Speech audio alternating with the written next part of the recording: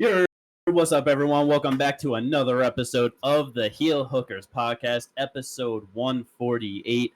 And we are back, oh so sadly, with the last review for UFC of the year 2024. Let's go. It's been a pretty good year overall, I'd say. Honestly, 2024 was a pretty damn good year in MMA. Yeah, it's one of those things where, in terms of the UFC, and I mean, especially looking at it from the business end, when you're doing it that way, it always comes down to the financials, and they're fucking killing it year over year, always doing better. That's always, you know what I mean? That's just going to be a given. But I feel like they really delivered on just a lot of good things this year. For sure. That's what I was going to say, is that I feel like the majority of the cards were pretty good. Obviously, you're not going to have a banger fucking fight card every single card of the year. They did pretty good, though. Yeah. Start of the year, you know, it kind of, there's always that time where it falls off a bit, but they really picked it up. And this last card, it delivered for the last card of the year. Oh yeah, 100%. It's like, especially in terms of pay-per-views too, they talk shit about May, like fans, I feel like, with Pantoja and Usyk. That's what I was thinking. I feel like that's it. And like they can't say much about like the last one, because it's like, what the fuck were they supposed to do? Bilal had a fucking toe infection. Like, there's nothing that could have been done about that. Like, either way, we still got Shavkat Ian. I don't think anyone was complaining about the pay-per-view. Like, they're mainly complaining about because they weren't happy with how it played out. Right, yes, but leading up to it on paper. But that's the thing with, complaining about it after the fact. It's like, yeah, you have hindsight. The event's already happened. I can understand complaining after an event. When you're playing before an event, it's like, okay, come on now. Like, we need to see how this actually plays out. On paper, this doesn't look great, but it could be a banger of a fucking card. Hell yeah. Exactly. And that's honestly how UFC Tampa played out. Because on paper, we knew it was going to be good coming in. We were very excited for a lot of fights. But holy shit, it delivered top to bottom. It really so did. Many beautiful performances. I mean, to talk about, like anyone's worries and everything with like the new gloves, all that, because they did say that, like, with the 310 and 309, they were going to the old gloves, but all the fight nights throughout the rest of the year, they were going to be the new gloves, and motherfuckers were getting put to sleep last night. Hell yeah, 13 fights, 7 finishes, 7 knockouts. That's why I haven't been, like, buying this whole new gloves are bad thing in terms of, like, the knockout percentage and all that, because it's like, we haven't had enough of a sample size, and, like, what the fuck? Like, we need to see what happens when certain people get matched up with certain other people, because like some of the fights that it was like where we weren't getting knockouts, we weren't expecting knockouts with the old fucking gloves anyway. No, yeah, but I feel like there definitely were a few where it's just like, okay, and it was just the first stretch, cards, and the stretch of just what was it? The first 6 or 7 weeks where it was just like, holy shit, like because I think it was the first 3 cards where there was 1 knockout or something. But like that. No, because it was like the first cards, like the knockouts that happened. There was like an elbow, there was a knee, there was there were knockouts, but they weren't with fists. So it was like, okay, what's going on? Right. But all of that aside, let's get into everything that actually did happen last night at UFC Tampa. To start it all off, going with the main event of the night. The reason why we were all here, surprisingly, ended up with Colby stepping in on short notice to fight Joaquin Buckley, because originally it was supposed to be Ian Gary. I don't think that's something that we really talked too much about in the preview, of just giving Colby the respect of, like, motherfucker stepping in on short notice to fight Joaquin Buckley. No, yeah, we definitely didn't, because I remember after the podcast when we were talking about the fight, I brought it up like, damn, we haven't even actually talked about the fact that this is short notice for him, because the Ian and Buckley fight wasn't booked on the longest notice to begin with, and then it was like a week, 2 weeks later that ends up falling out and Colby steps in. You know what I mean? Yeah, it was something like that, where it was like 2-3 weeks later. Yeah, that it gets switched around, and it's like, it was shocking at the time when it happened. Like, wait, Colby's stepping in short notice? What the fuck? Just came out of nowhere. Promised big things. With a win. Yeah, he probably would have been promised big things, But a win he did not get in this fight, because Joaquin Buckley ends up getting the doctor stoppage late into the third round. Was a little surprised that they didn't just let it go to the end of the round. I think there was about 18 seconds left. There's 18 seconds left. So it definitely just seemed like, as that round was playing out, of like, oh yeah, this isn't going to the 4th or 5th round. They're going to stop it because of the cut. Big Dan Margliotta steps in with 18 seconds left in the round. Doctor did not like it at all. She was looking gross the fuck out by how that cut was looking. And it definitely was a bad cut. It was very much impacting Colby throughout it. Yeah. But it wasn't the worst cut either. Okay, it's not how bad the actual cut is. It is where that cut is placed. That cut wasn't right above the eye. Well, no, not like on the eyebrow right above the eye. No, that was on the eyelid. And that is always an extremely dangerous spot for those cuts to be at because you risk a lot of shit with that. So they're just like... And something that I noticed, and I didn't bring it up during the fights, was just too wrapped up in the fight itself. But I don't know if you guys noticed, but every time it's like, whether the round ended and he came back from the corner or just during the fight, it's like they would put the Vaseline there and he would immediately wipe it away. Like he just went right to it. So it's like every time they closed it up, he's just over there opening it back up. Like you could tell it was bothering him. Yeah. And then obviously right away though, the second it happened, he was just wiping his eye the whole time. But yeah. Because with that cut, it happened in the first round. Colby shoots on a takedown. A very short uppercut grazes the corner of the eye, and that was the first cut that opened up. And like you said, immediately wiping at it. And I wonder if it's just one of those things where, because it was probably just the corner of the glove just grazing the corner, where it's like not some big impact, where it's just like, a thudding. It just the graze of it, where it just probably caused that extra irritation in the place that it was. You know what I mean? Kind of like the scratch, just feeling that feeling on your face of like, damn. Exactly. Constantly feeling the blood leaking into it. But yeah, going with the fight though, we were talking about it in the preview where, and like I know for me especially, it was all about how Colby was gonna show up in the fight. You know what I mean?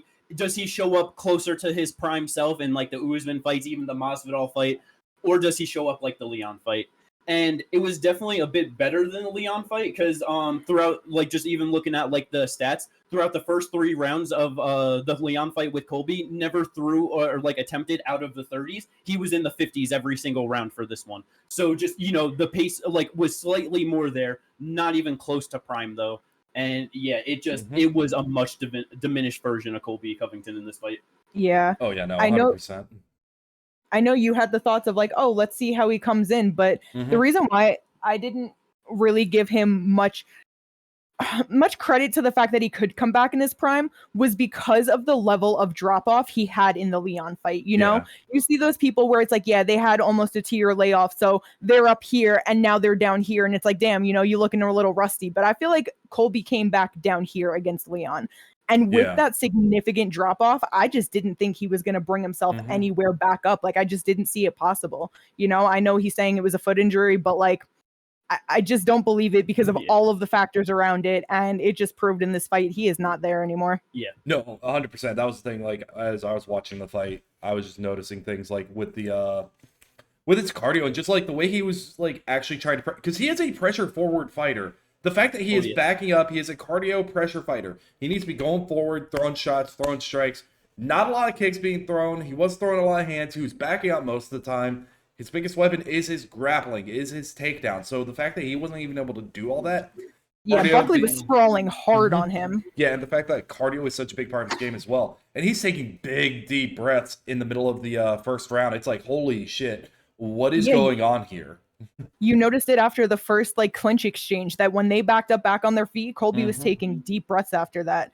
I mean, Buckley was definitely putting a high pressure on him. He was landing big shots on him. Colby's chin is obviously still there, still tough as hell. Oh yeah. And Buckley was going to the body a lot early. Yes. I know it says only 17 went to the body, only landed 13. It felt like more, but I guess that's just because of how big of shots they were. Yeah. But so, you know what I mean? Like I know that could always be a factor, but the way he was breathing heavy, it's he's just not there anymore.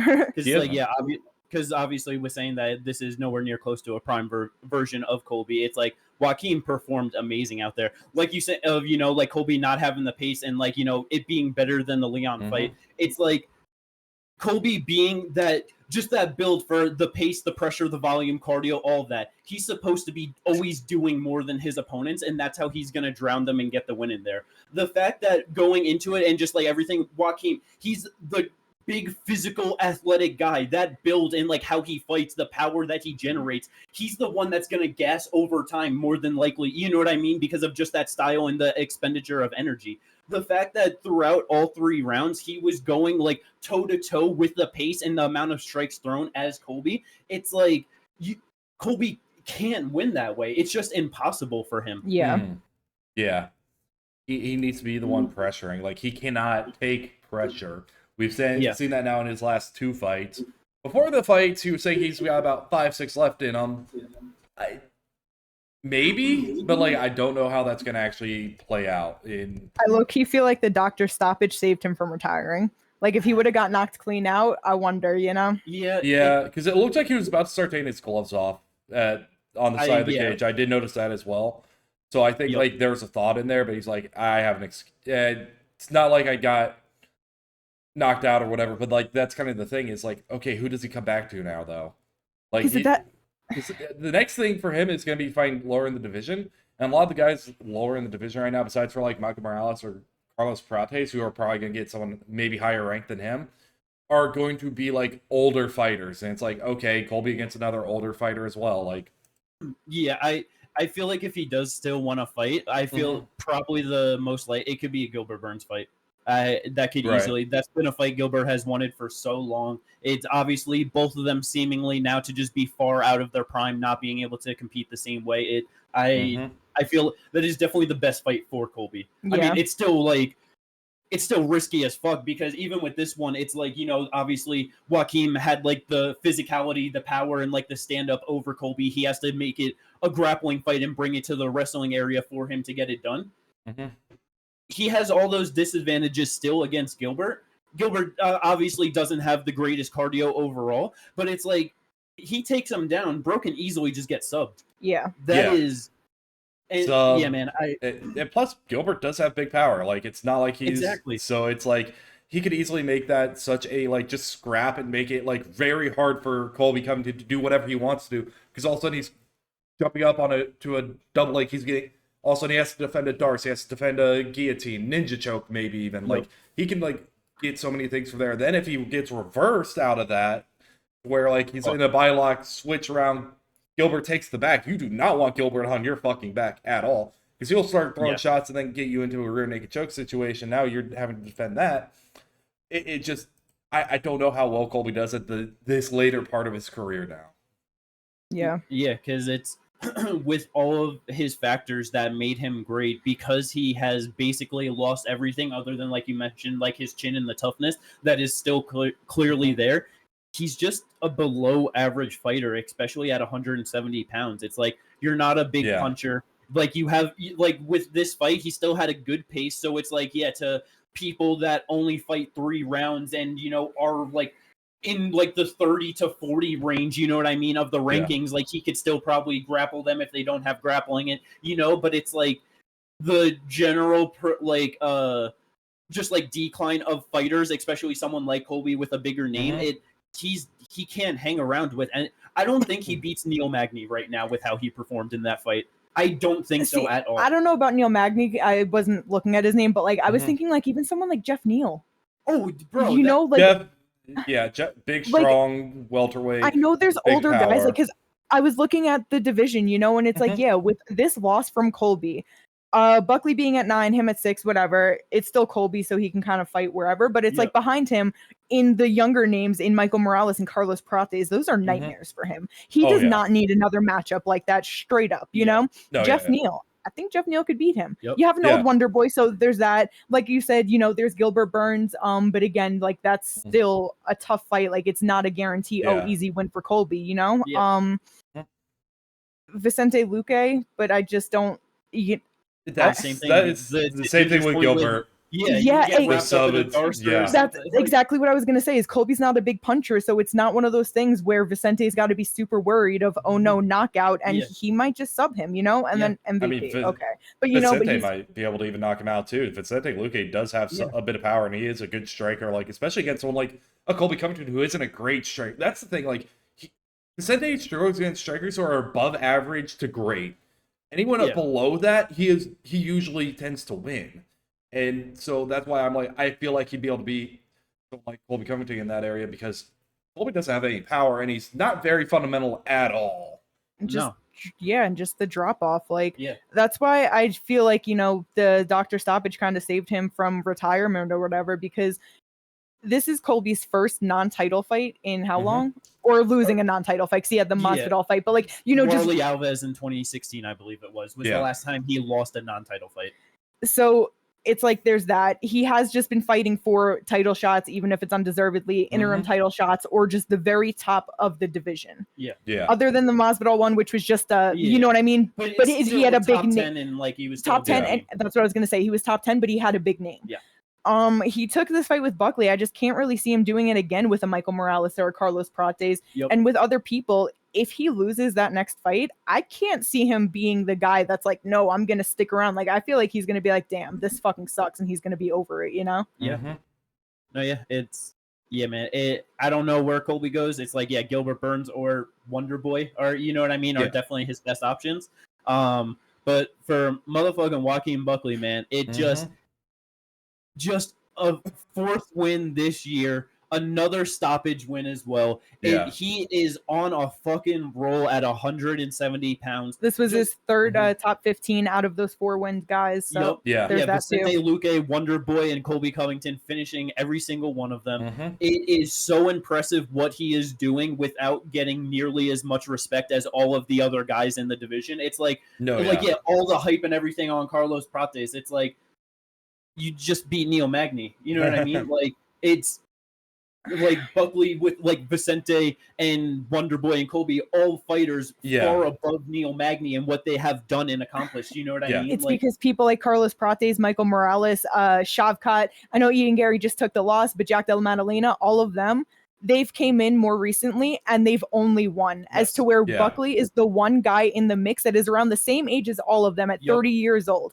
like the same type of contender as all of them. But he's had 15 fights within the UFC. He's lost 4 of them up at 185. And because of that back and forth getting finished in a couple of them, no one is giving him the respect because he's not the same new contender. He's not an up and coming contender. He's just a guy that has found his place and he's doing good. And they're just like, nah, it's Buckley. Well, that, and like we've mentioned before, like he is like annoyed, especially like me personally, but like a lot of people with like the way he does like a lot of his older post-fight interviews where he's like calling out fucking Connor, 1, and then 2, like random things that have nothing to do with MMA, like, and it just like, or anything anyone fucking cares about. So I don't know anything about that. I'm not gonna lie. I've never heard none of that.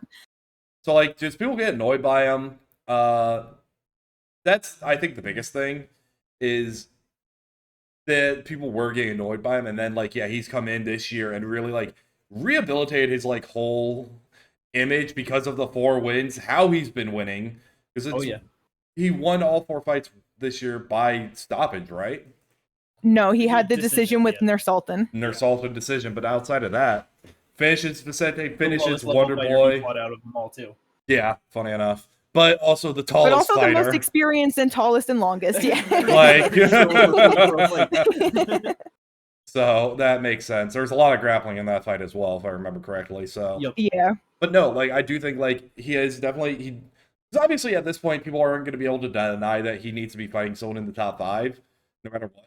And like he called out 3 names and to the crowd. That was great. I did like that. Crowd, what are you guys' thoughts on these names? You know what I mean? Leon. Then Usman. Did not care about Leon. No. Yeah, fans love the Usman one. And then taking the belt off that bum Bilal is what he said, not me. Yeah. They still liked it, but not as enthusiastic as Usman. And it's funny because he caught it. He's like, so Usman, y'all want to see me against Usman? Bro, and because he said it like in the media day where it's like listening to the fans and like, just listening to their reactions of him. And it's like, you want to be able to grow your stardom and like become a fan favorite. That's going to help push you so much. So it's like, if you are literally having like all of these fans being like, bro, what the fuck was that like Connor call out? Like, you're crazy. Like, and then immediately beats Wonder Boy and is like, Usman, let's go. And then the fans were like, yeah, that's awesome. So then it's like, gets this win over Colby, former title challenger multiple times. It's like, okay, now let me gauge your like opinion live in the stadium. All these fans that just watch me win this main event. What do you guys want to see? Like that, just beautiful, man. Oh, it's so awesome. Good. And I love the Usman call out. Like I think that's That's definitely Just sucks that possible. But I just feel like they're going to Usman, Jack, and Perk. No, you know what I yeah. mean, But like again though, it's putting your name into the mix. It's putting yourself in those conversations. It's helping you in the long run. Even if it's like his next fight, it could easily be him versus Sean Brady. And that's kind of the name that I think they're going to go Yup. to, because the biggest names they have on the like up and coming guys being Shavkat, Jack, and Ian. Yeah. And then you have Sean and Joaquin Buckley that are kind of just like Middle. a little bit on the back burner to those three. Yes. So they're doing their thing. Yes. Yeah. But so they might just get put against each other, where it's like one of you guys got to cancel each other out. Yep. Like, That was exactly, bro. And that is such an interesting matchup because like Buckley, obviously the big physical striker, Sean Brady being the big physical grappler. Like it is going to be extremely interesting to see who actually ends up coming out on top of that one. Bro, they have to fucking get somewhere first quarter, get a fucking fight night booked in Philly, and give me a 5-round main event, Sean Brady versus Joaquin Buckley. That'd be amazing. Let's fucking go. Do it. Joe Piper as the co-main. Not yet. He's probably the biggest name. Biggest name for Philly, but you could throw him on the main card somewhere. Just got a better. But either way, just get the Philly guys. Get fucking Nursultan trains out of there. Yeah. You know what I mean? Get him on the card. Like get as many guys. Like was it Petrosian fights out of Philly as well? Petrosky. Sorry. Yeah. I'm pretty sure. Yeah. Nursultan does too. Yep. So yeah. So that, a bunch of Philly guys. They could easily go to Philly if they wanted to. That's what I'm saying, bro. And just give that to Sean Brady. You know what I mean? Like, give Buckley that step up, top 5 against another rising guy, another main event. Man, that would be absolutely perfect. Oh yeah, it would be. Let's go. Just great for Joaquin Buckley. Just on a roll.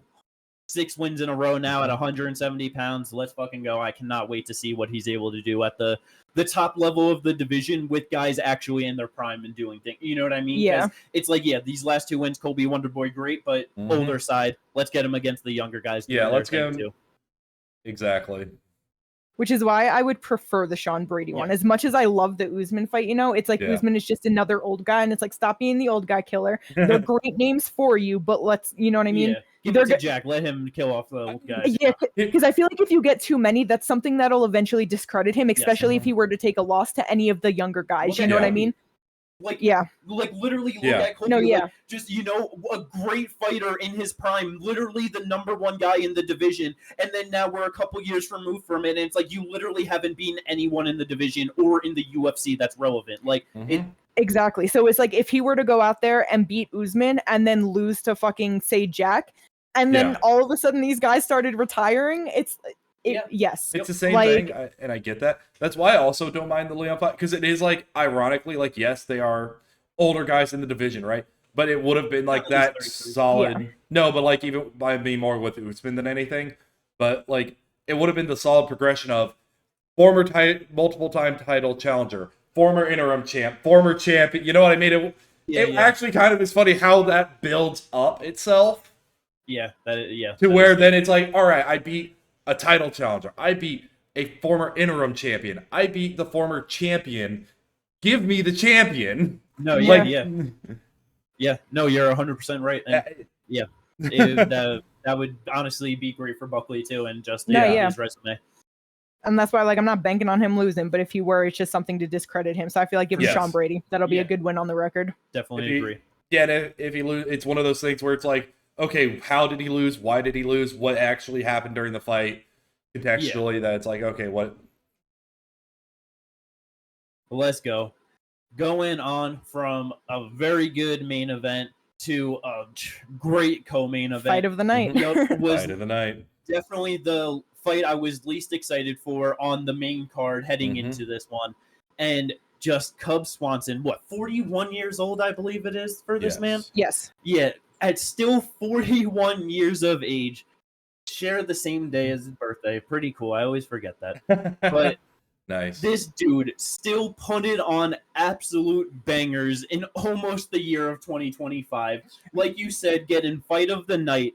And then third round to go out there and absolutely sleep Billy Q, walk off KO. Perfect.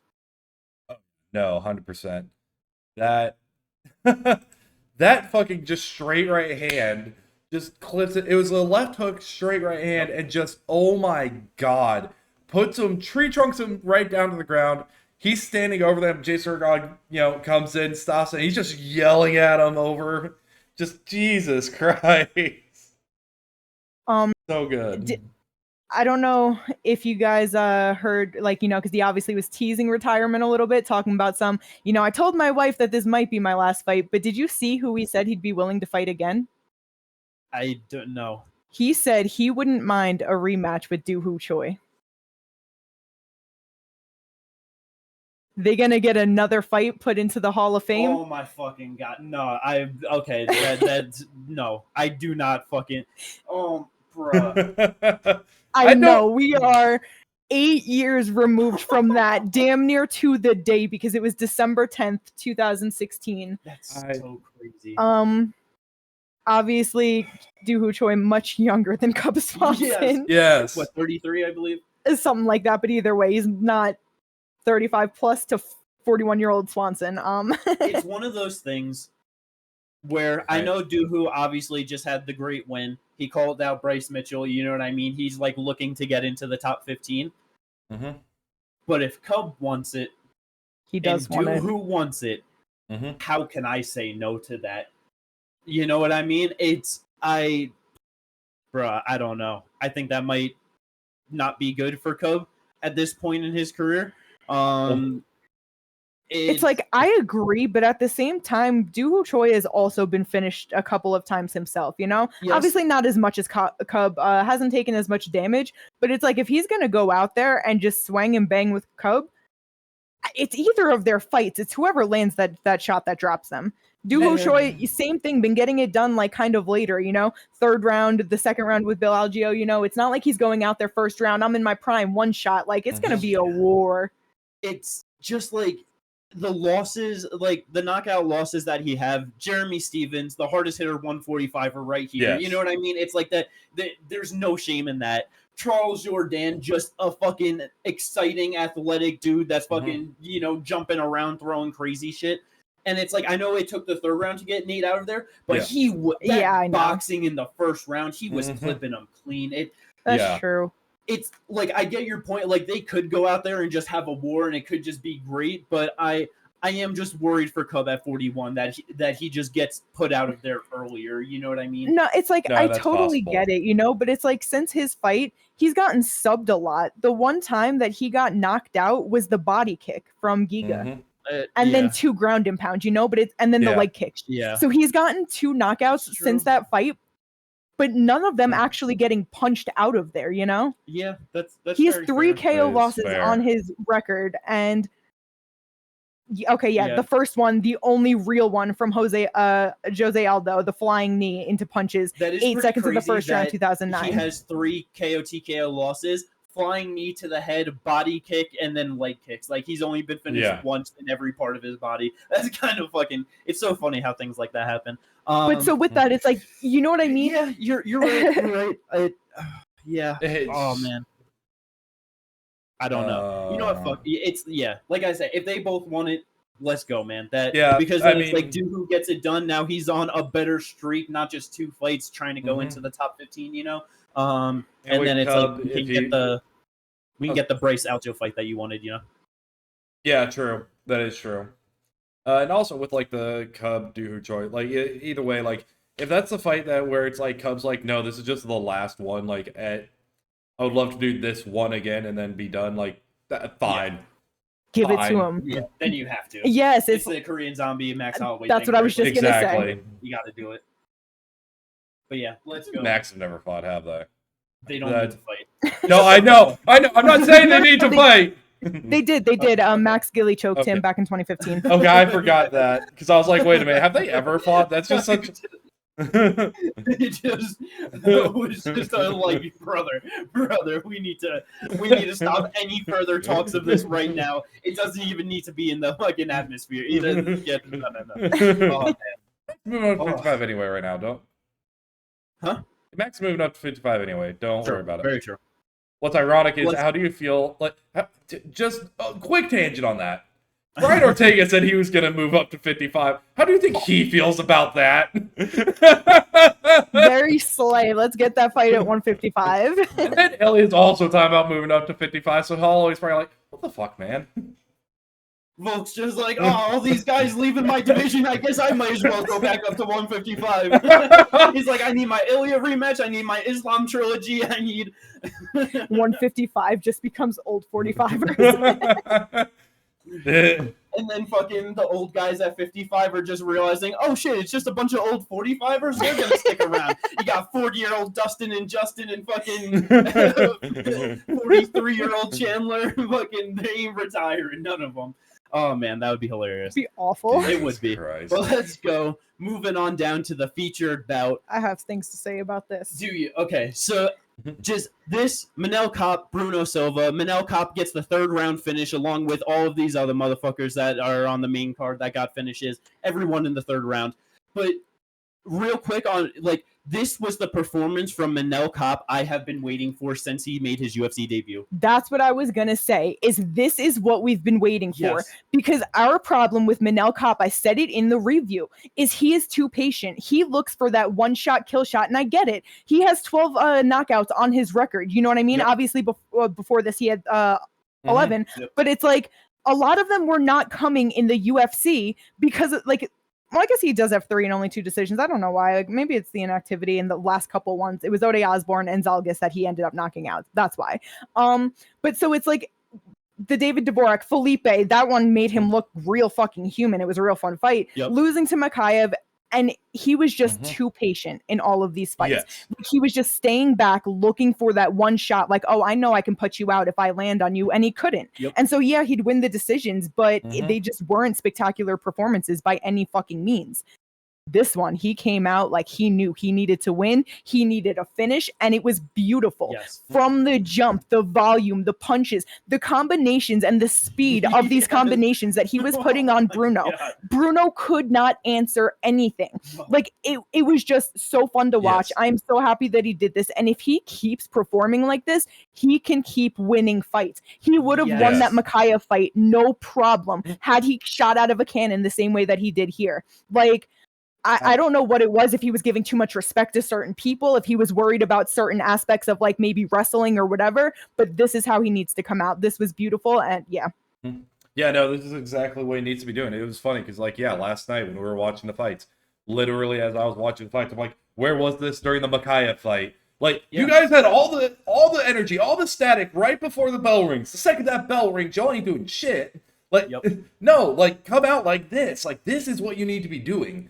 Is throwing these combos, doing the whole, like, gamesmanship shit talk of just, like, putting your hands behind your back, you know, doing all the fucking basketball bullshit, like, doing all that random bullshit. But it works because you're actually throwing crazy combos to follow it or right before it, and dude's not answering. So exactly. When you're actually doing something and making your opponent like struggle and look bad, then you can style on them. But when you're having a fucking lackluster, like, oh, I'm just kind of outpointing you because I can stay away, touch you, whatever, and then you're doing it's just like, bro, get out of here and go after him if you got that energy to fuck around, you know? No, but, exactly. Because it's like, you know, with just like all his wins, even like his first 2 fights in the UFC of Pantoja, Nicolau, like Pantoja, you know, he lost a more thoroughly unanimous decision. Nicolau, like if he went a little more, that was a split. He could have easily won that. It's like, yeah, man. And this was the performance he needed. He called for the title shot afterwards. I don't know if he's going to get it, but I feel like it was also him realizing, like, they just brought Kai Asakura to come in and fight for the title. He knocked Kai out in the second round back in 2019 Ryzen. You know what I mean? And it's like, they don't have anyone that they're lining up for the title shot right now. He knew if he goes out there, performs spectacularly, get some hype on him, he could easily end up in there. I don't know if it's enough because you still got Kai Kara France, but I mean, both of them on a 1-fight winning streak, if we're being honest. So there's that. Obviously, I guess he technically has the better win with it being Steve Ercik. But because one thing that I also noticed is it's like, obviously, Manel has missed weight a couple times, you know? He missed weight in 21 against O'Day, and then they had the canceled fight with Nicolau because he missed weight. He came in right on point, 125 on the dot, and I feel like he did that to make a point of like, no, I can make weight. I'm championship weight right now. I'll be at my next fight. Like, throw me in there. Yeah. And even then, if they don't do that, because I feel like they are going to go to the Royval Pantoja rematch potentially. I don't know why. I feel like that. Yeah, I just feel like they may be going to that. Him versus Kaikar France. They already have beef. He said, "Fuck Kaikar France, fuck Brandon Moreno for some reason, fuck Brandon Moreno, and fuck Israel Adesanya." Like, so like, no, this is a perfect time for him to be able to fight Kaikar France. If he wins that fight, he is easily the next person in line for a title shot. Like, easily, that'd be the best win for a lot of people who are looking to be in a title shot, unless someone beats Moreno. But it's Moreno. Because it's like, there's probably more hype going into a title fight for Pantoja with either Kai or Manel, just because even though it's the one fight win streak, just coming off those those stoppage wins. Yes. It's like, just throw Royval in there. He's been doing the damn thing, like, against everyone that he's literally asked to do. If anyone deserves, like, just that extra fight, that trilogy, whatever, it's like, it is Royval. Get that done, lined up earlier in the year, and then, just get Kai in there versus Manel Kape. That's a number one contenders fight, winner fights for the title. Yeah, I don't really understand why people be complaining about certain things like that. It's like, I know we've seen it before, but one, it's a fun fight. It's not like they're boring fights, so who gives a shit, for one? And two, he's deserving. If it was just like, oh, we have nothing, let's just throw him in there, even though he hasn't won. You know what I mean? Like, who cares? It's just one of those things where it's like, it's always after the fact, where it's like, Pantoja has beaten him twice, so it's like, it's good fights, but Royval, if he goes in there, Pantoja beats him again, it's like, okay, 2 of his title wins are Royval. You know what I mean? It's like, it's even one of those things with Usman, it's like he has 5 title defenses, but he fought 3 people. It's like one of those things where over time that ends up kind of just working against you. So it's like, I just think it's one of those things where people are going to be unhappy either way, because it's like, because he fights Royval. Oh, you've beaten him 3 times. He doesn't fight Royval. You're inactive. You never fight. Terrible champion. Like, not only that, but like, contextually, you like that's the thing I think people need to start remembering. It's the actual context of the bullshit that is going on. Because with Pantoja, it's like, not Pantoja, sorry, Royval. Literally, it's the Holloway situation with Volkanovski. It's literally, he's beat everyone else in the division already as well. What else do you want? He just beat Moreno. His last fight is what? Beating Moreno? Like, no, Tyra. Tyra, sorry. Yeah, so he's on a 2-fight winning streak beating Moreno and Tyra. What more do you want from him? Yeah, literally. Tyra, the best guy coming up, and then Moreno, the other proven number 1 guy in the division. So who just beat Amir to solidify that he's still top 5 and at that, like, number 3. You know what I mean? Yeah, so exactly. That's number 2. number 3 overall when you count the champion, but... True. But so we'll see what the UFC ends up doing with the 125 pounds. It, like you said, I much rather them just keep Pantoja busy if that's what he wants to do, and like just keep fights going. It's like, who cares if like this year he ends up a trilogy with Royval, and then he fights the winner of Kai and then Manel, and then it's like by the end of the year if he ends up fighting Moreno again, you know what I mean? It's like, who cares? They're all going to be fun fights, and we get him 3 times this year, like that, or next year, you know what I mean? It's just, that would just the best thing possible for the division. Yes. Yeah. Moving on down the main card, the last fight that ended in a 3rd round knockout, my boy Dustin Jacoby getting it done over Vitor Petrrino. That's just so rough for Vitor, just undefeated, on the come up, just a fresh guy in the division. Everyone's hoping to do something good, and now submission loss to Anthony Smith, which was just absolutely terrible. And then just one moment of the just defense not being fully there, and just gets absolutely blasted for it. Yeah, bro, he fell real crazy. I saw people posting it, but that was basically the same exact shot that Usman knocked out Masvidal with, just that step through right hand and just like kind of folding up the same way of like how he reacted. It was very similar to that. No, that's what I saw too, because it was like literally right hand ducks under the left hook coming in.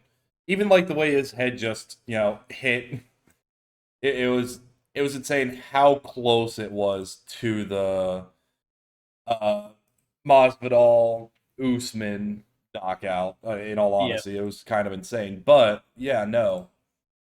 this fight, there were a lot of random inactivity throughout it, where they were just kind of staring at each other. And Dustin did mention that during the post fight. He was like, "Look, I was hearing the boos. I want it to go, but that's when I get myself caught, and that's when shit like goes wrong for me, because like that's probably what happened during the Dominic Reyes fight. You know what I mean? He's just going when he shouldn't have gone, and just getting.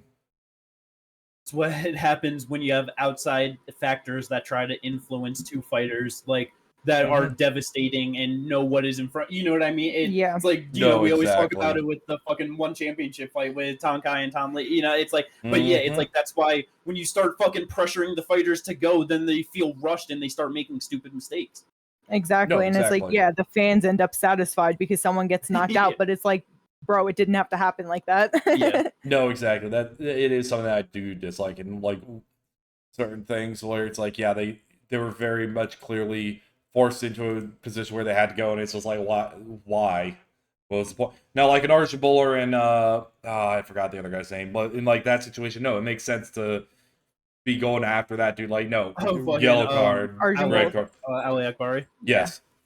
Yeah. That was a great fight. It makes sense to do it in those types of situations because, like, he's literally being timid. Like, he is just backing and circling. Bro, I can't believe that was the event I tried to show my sister for the first time. Someone got DQ'd for timidity. Damn. It was one championship, bro. Never be anything other than UFC again. But yeah, man. It sucks when you have those factors, and it's like it was like close overall. I don't know what the judges had like on the scorecard. 1-1 going into the third. So it's like it just could have like ended up possibly getting that round and still winning on the scorecards, but just good for Dustin to secure the win. Very much needed that 2-fight losing streak coming into this. Lost 4 of his last 5 fights, but now he's at least his last 3 wins, all finishes, all performance bonuses. So that's very nice for him at 36 years of age. It just like for the division, it just kind of sucks because we know that he loses to the back end of the top 15, and he's just beating these guys trying to come up and shit. And it's just I understand what you're saying. I have seen a couple people, so I do actually want to get your guys' opinion on this because I'm not sure if I actually have a solidified opinion on this. Would you consider Vitor Petrrino to have been, at this point, definitely fraud checked? I have seen the conversation of it. Like, the Anthony Smith one, he made a dumb mistake. I will not, like, say that was a fraud check completely, but that is for fight intelligence. But then, like, with this one, it is just like, because his expectations were he was going to be going in the top 15, potentially top 10 type situation. So it's just like, he is definitely going to may not be up as high as we thought he was. And that's where I think. Go ahead. I'm sorry. I get what you're saying. I just hate that, like, I don't know the term of it, because it's just like, I don't know. It's just like so shitty to the fighters, because it's one of those things where it's like, he had 4 fights in the UFC before stepping into the top 15. Anton Turkalj, Marcin Prachnio, Modestas Bukauskas, Tyson Pedro.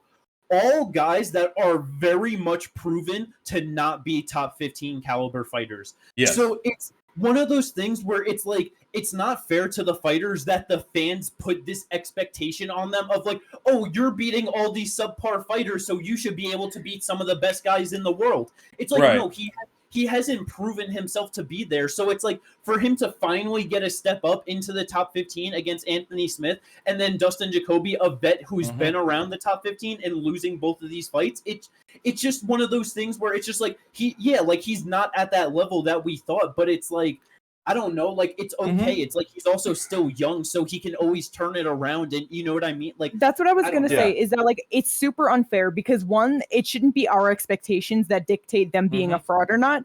And 2, exactly, it's like he's 27 years old. He has plenty of time to improve.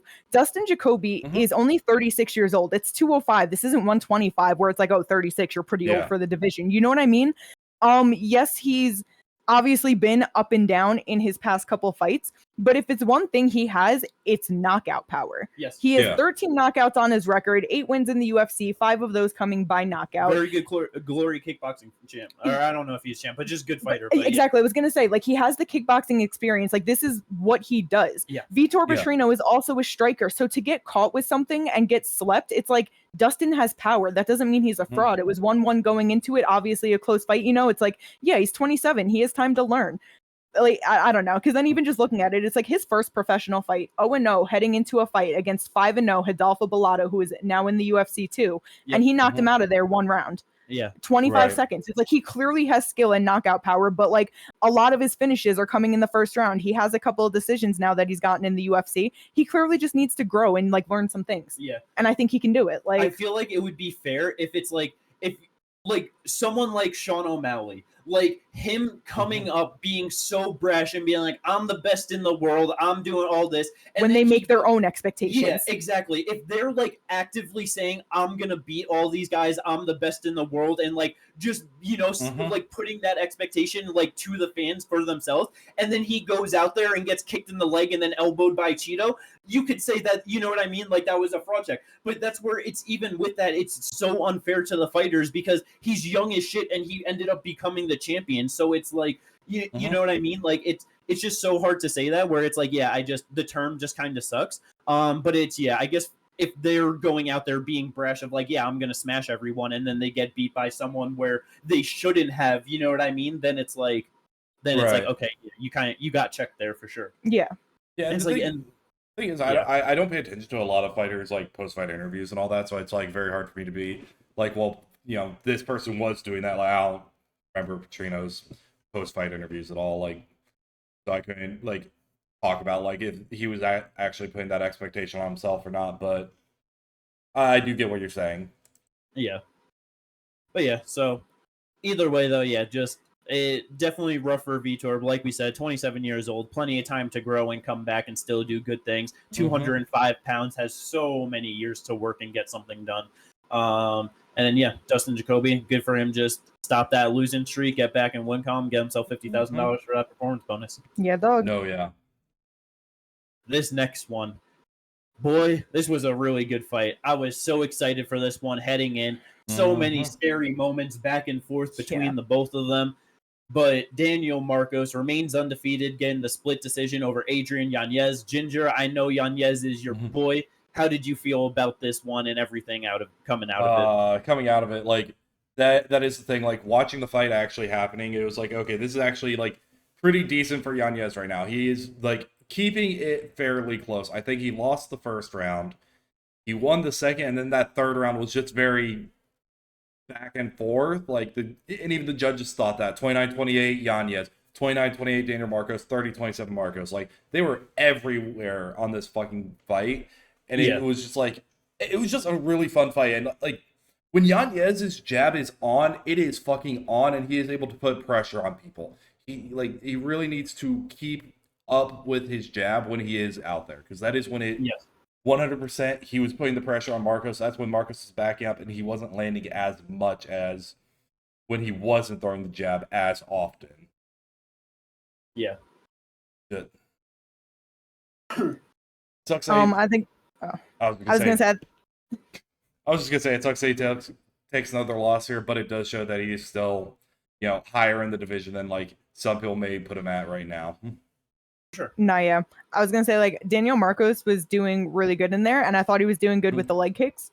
And I think that really just again speaks to Jonathan Martinez's leg kick power, because Yanez was nowhere near affected by them. I don't think it has to do with conditioning. Like he only got 17 out of 20, which is like a good amount. But every time I see people like someone like Yanez, just get kicked to bits in the legs by one person, and then the next person leg kicks like just nowhere near. I'm like, damn, that person really be chopping down trees, huh? Like it's fucked up. But anyway, Marcos was doing real good. He was landing a lot of big shots in there. It was a really beautiful fight to watch. Yeah, it just like listening to just, you know, different people talk about it. Like I was very surprised of like everyone being like, oh yeah, this is gonna be like Adrian Yanez, like he should get it done, like, you know, kind of just another one of his fights. It's like Daniel Marcos is very solid on his way up, undefeated, been looking very good in the UFC. It's like I feel like he definitely has to probably work on cardio or just like management a little bit, because look, like at points, especially in the third round, started to like fade a little bit, but still had more than enough to get it done. And it's like, yeah, like you said, the scorecards were all over the place. The second round was really close. Yanez having the biggest shot of the round, but I wasn't sure how the judges were going to score it with like just the overall work of Marcos. But yeah, they just both super even in there.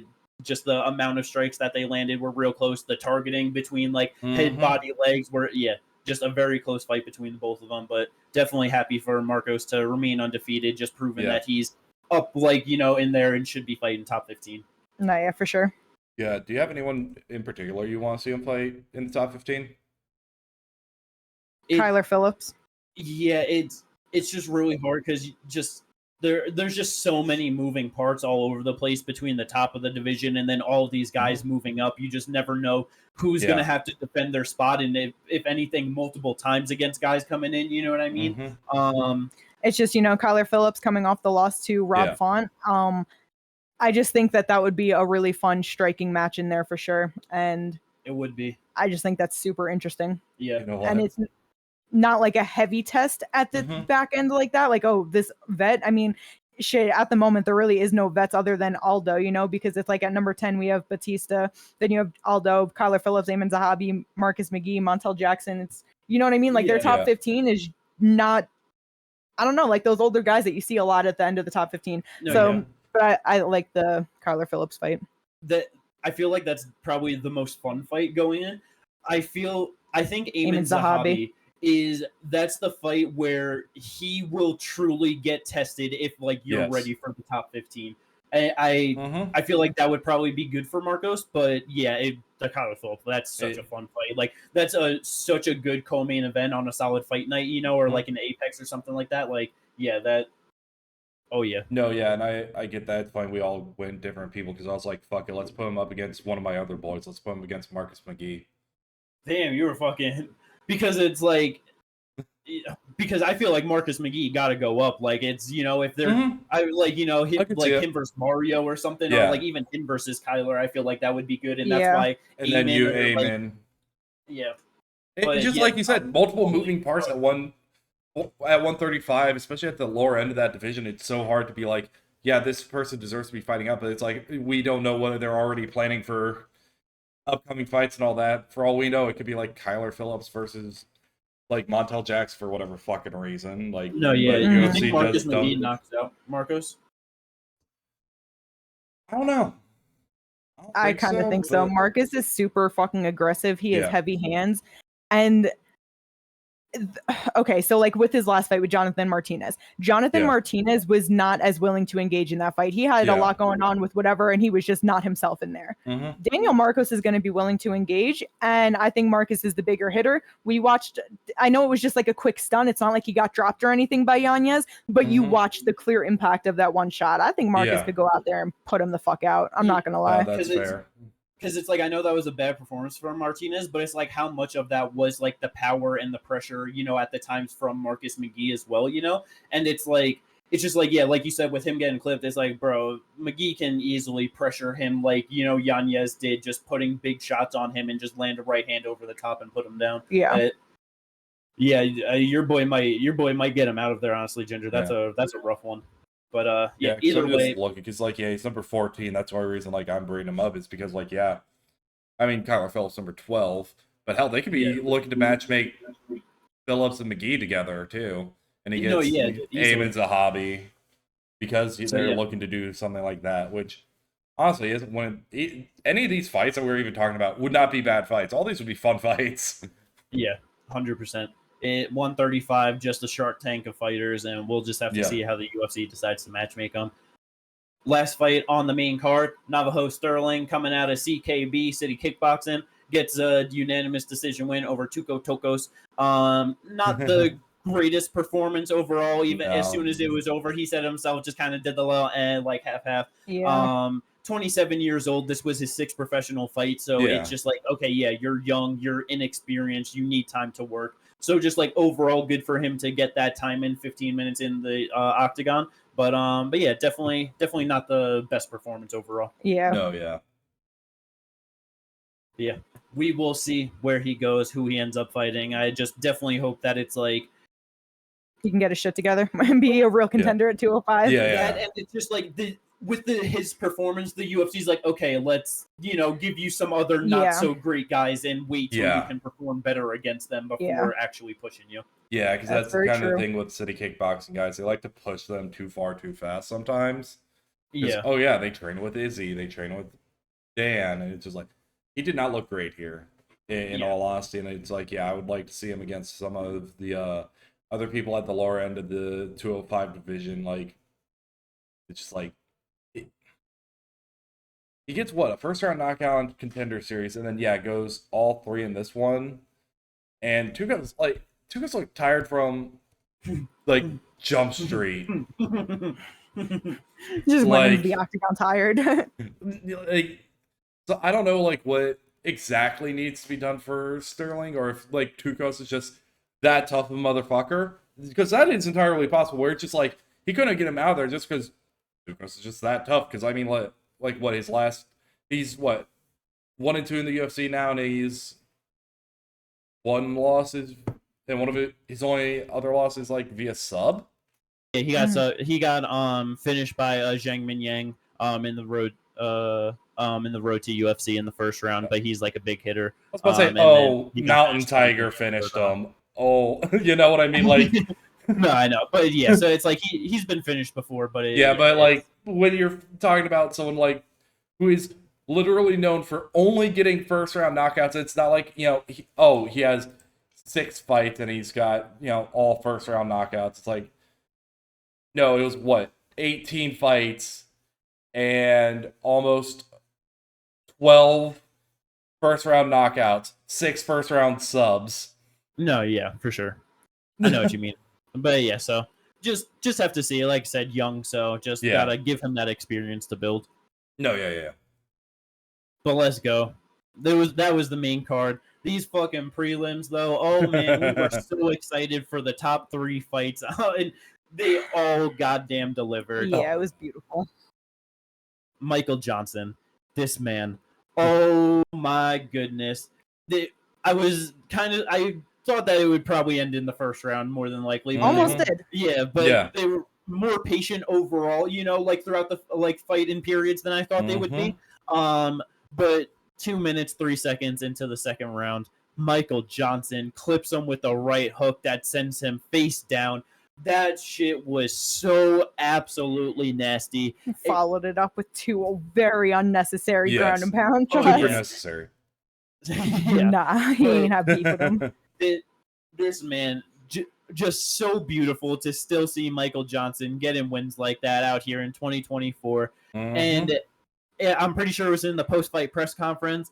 He wants to run it back. Because in his post-fight speech, he was saying that, I'm on my way back to the top. Like, we're going. 38 years old. He said, he's "Give ready me for King." Well, I heard King Green, and there was another name in there that I don't remember. But in the post-fight press conference, he wants to rematch Justin Gaethje, and let's fucking go. I am all for that. I don't want that. Why? Okay. I know Michael Johnson just got this good knockout over Ottman Azaitar. Yes. Cool.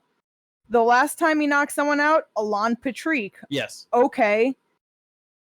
He's been getting knocked out by a couple other people. Otherwise, just going to decisions and losing them and not looking great. Maybe he's winning a couple and still just not looking great. But you have Justin Gaethje. He's like, he just got knocked out by Max Holloway. Right before that, knocking out Dustin and going to a decision with Fiziev. It's very different levels. Yes. I don't care that it's Michael Johnson. It's old Michael Johnson. There's no reason for him to go in there and get knocked the fuck out by Gaethje like that. No, 100%. I kind of agree with everything she just said. I think, I think the King Green fight is an amazing fight. Like, that is such a fun fight. Him between Michael Johnson, Bobby King Green. Like, that is, I would love to see that fight. They're both older. They're both at 155. It would be a really fun fight. Like, let's not throw him into the top 5 of the division. Literally. Green is so much more acceptable. They're both good, but if they are both down, I am so for it. It's like if anything, back up at. There you go. I was gonna say, if anything, if we're gonna give him anyone in the top 15, that area, let's give him Benoit Saint-Denis first. Let's see that first. We don't give him Bobby Green. King Green. It's just one of them things. I am so down for it. He's been knocked out 1 time in the last 5 years since fighting back up at 155 pounds. And that was from Carlos Diego Fajeda, May of 2023. Where he got knocked out cold, Josh Yes. Emmett style. Yes. And the last time he got knocked out before that was getting knocked out by Josh Emmett. Bruh, if they are both down, I am so fine for it. Michael Johnson is 1 win away for fighting for the title. Let's go. 2025 Michael Johnson title challenger. No. Bro, it's 155. You never fucking know what could happen. Gaethje's old at this point. He just got knocked out viciously in his last one. His chin could be absolutely destroyed, and Michael Johnson can go out there with the straight left and put him down round 1. I feel like if that fight ends with Gaethje knocked out, also ends with Johnson knocked out, double knockout. That would be epic. That would be so worth making the fight. I'm so against it. Bro, it's obviously not the most logical one, but it's the same thing. If Cub wants Doohoo, neither of them are ranked. Okay, and Gaethje's 35. He's on his way out. Shut up. Move on. He's on his way out. Michael Johnson's on his way out too. He's on his way up, brother. 2-fight win streak. Oh Gaethje just lost his last one. Let's fucking go.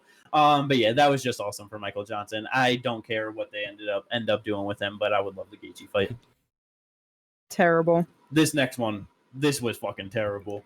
Yeah. Bruh. Joel Alvarez is so vicious, man. Oh my Jesus goodness. Christ. Every time he touched Drakkar close in that fight on the chin, he was getting hurt and rocked in that one. Yep. No, for real. And then finally getting him hurt, backed up against the cage, throws a flying knee, lands it, goes for kind of grabbing him into a guillotine, and then realizes, wait, he's not really all there. Just starts punching him while holding his head up. Him from Gilly. Yeah, that flying knee had him out. He caught him by the neck. Dude was not reacting because he was asleep. Got punched up a couple times, and the ref is like, "Oh no!" And then he drops him. Oh my god, Jesus that was Christ. ridiculous. So vicious, man. So absolutely vicious. 22 wins, 22 finishes. He is just stopping everyone out there that he fights if he gets it done. It's just crazy. To catch it is just so crazy. Just when he's unconscious, man. He was talking about that he wants to move up to 170 pounds. He did say that if UFC is going to Spain, he'd still be down to fight out at 155.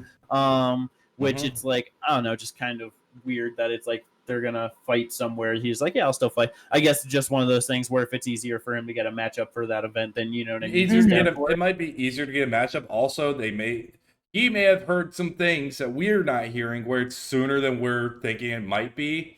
Where he's like, no, I want to actually make an effort to fill out for 170 first. Yeah, maybe.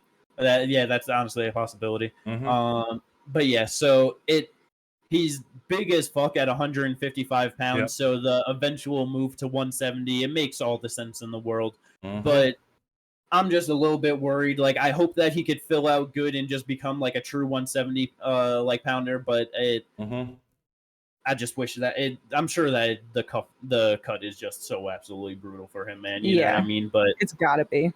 He is just an absolute monster in this division. I really hope that if he does move up, he can just keep all that going, because it just all the motherfuckers at 170 pounds in the top 15. You want to fucking throw Joel Alvarez in there now? Yeah, dog. You're telling me we could get Michael Morales versus Joel Alvarez? I want Joel Alvarez and Carlos Prates.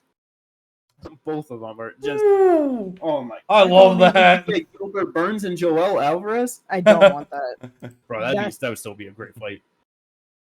God. But he got taken down and smashed by Armin. I don't know. I know Gilbert's obviously older, on the way up, but it's it's just bro. So many good fights for him at the top of the division. If he can get it to make 170 pounds good, fight good, and just make it through the division.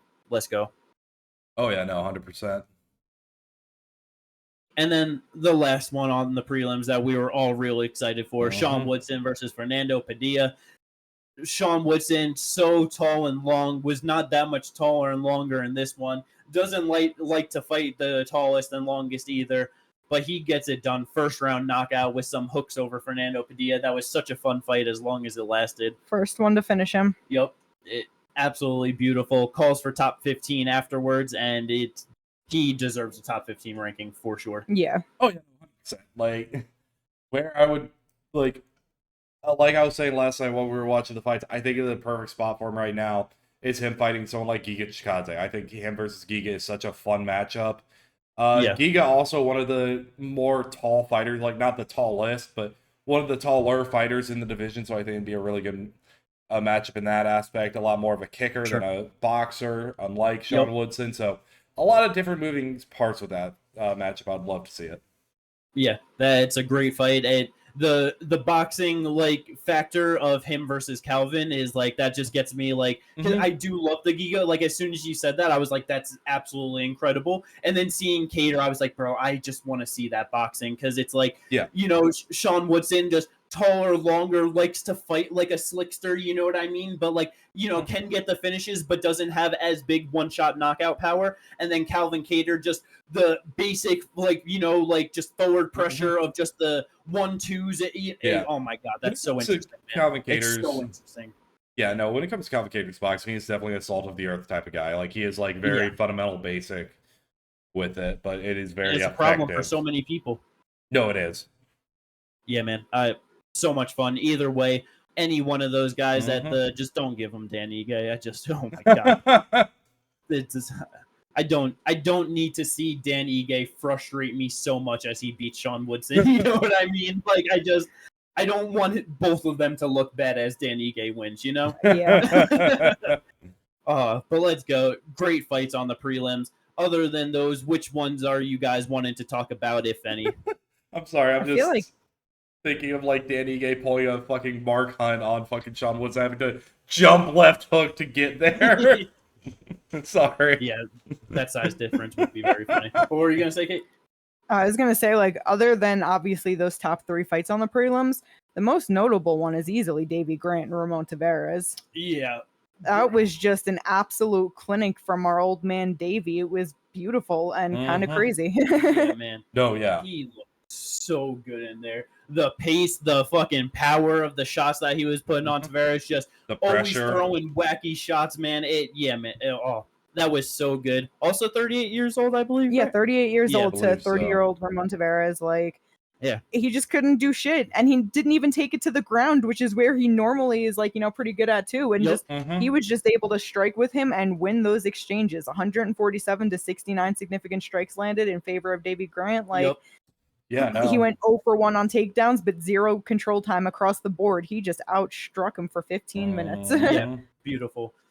And it's like, with you saying 147 significant strikes landed, the most landed out of anyone on this card. So it's like 38 years old and still putting up numbers like that. That's just glorious, man. Love to see it. Oh, yeah. Hell yeah. And then feel like last low mention, Felipe Lima over Miles Johns. I know Miles Johns, my boy, love to see him do good. He was so frustrated and just didn't really have shit for Felipe Lima in this fight. Felipe Lima on a nice solid run just overall in his career. 2 wins in the UFC. I know that he has like a lot of fights 135 and then he's fought at 125 also like before coming into the UFC. Do you think that he should stay at 145 pounds with how he's looking and performing in these 2 UFC fights so far? 26 years old. He's 5'6", 68. Like, he's not the smallest guy for 145. So, but do I think... I mean, he's not the biggest either at 5'6". He's not. But it's like, I definitely see what you mean. With Miles Johns, obviously, this was a shorter noticed fight. And John's move, like, this is his first time up at 145. So it's a bit harder to tell with that. But Muhammad Naimov, that was a solid fight, and he ended up getting him out of there at round 3. You know, I feel like just even based off of that, it's like, bro, just stay there. Because I feel like it's one of those things where it's just probably much closer to his natural weight. So just actually feeling good, being able to perform good. And so it's like, like you said, being 5'6" on the shorter side, you know, but like not like too small. It's like, you know, just get some fights. If he's able to move up, do good, stay there. But it's like starts to struggle as he moves up, then it's like, probably need to move back down to 135.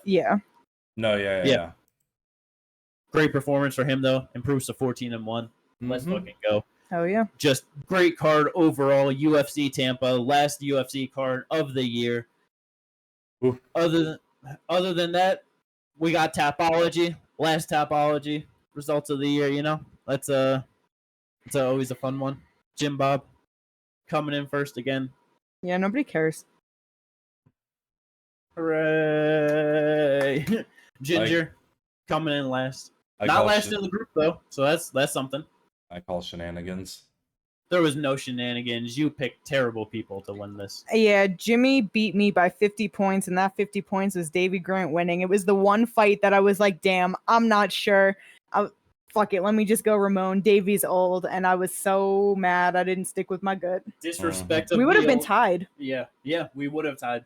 But yeah, the disrespect of the old guys is got to have a little bit more faith sometimes when you know it's gonna work. You know. Yeah, and I lost by. I was behind Katie by about 35.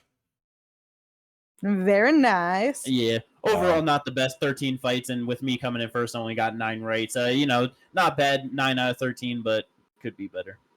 But let's go. Hopefully, next year, just run the entire shit every single week. I'm just getting first place, right? No competition, just a clean sweep of 47 events or something. Yeah. Yeah, no, that's exactly my plan for next year. Yo, you got a lot of work to do, Bucko, if that's what you're looking to get done. Greatest comeback. That would be the greatest comeback in Tapology history, though. 2 years? What, like 12 and 100 and something? To just clean sweep the next year, that would be insane. That would be beautiful. Let's fucking go, though. I hope everyone enjoyed this episode of the podcast. That's all there is to talk about for this week, but we'll be back with some more videos of talking about whatever fight news that be coming up and some, just fight end of the year awards and just some other good stuff.